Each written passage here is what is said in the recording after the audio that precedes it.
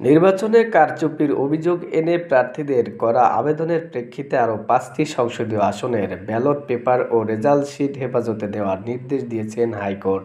আসনগুলো হলো নারায়ণগঞ্জ-২, নারায়ণগঞ্জ-৩, লালমনিরহাট-১, লালমনিরহাট-২ এবং ময়মনসিংহ-১।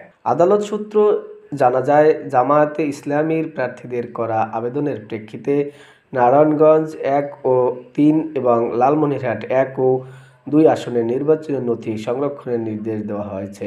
অন্যদিকে বিএনপি প্রার্থীর করা আবেদনের প্রেক্ষিতে ময়মনসিংহ-১ আসনের ব্যালট ও রেজাল্ট শিট হেফাজতে নেওয়ার নির্দেশ দেন উচ্চ আদালত। আবেদনকারী প্রার্থীরা হলেন ময়মনসিংহ-১ আসনের বিএনপি প্রার্থী দলটির যুগ্ম মহাসচিব সৈয়দ ইমরান সালেহ প্রিন্স, নারায়ণগঞ্জ-২ আসনের জামায়াতের প্রার্থী মোহাম্মদ ইলিয়াস মোল্লা, নারায়ণগঞ্জ-৩ আসনের জামায়াতের প্রার্থী ইকবাল হোসাইন ভূঁইয়া, লালমনিরহাট-২ আসনে জামায়াত প্রার্থী মোহাম্মদ ফিরোজা হায়দার, লালমনিরহাট-১ আসনে জামায়াতের প্রার্থী আনোয়ারুল ইসলাম রাজু। এসব আসনে ভোটগ্রহণে অনিয়ম ও ফলাফল পাল্টে দেওয়ার অভিযোগ এনে প্রার্থীরা হাইকোর্টের নির্বাচনী ট্রাইব্যুনালে আবেদন করেন।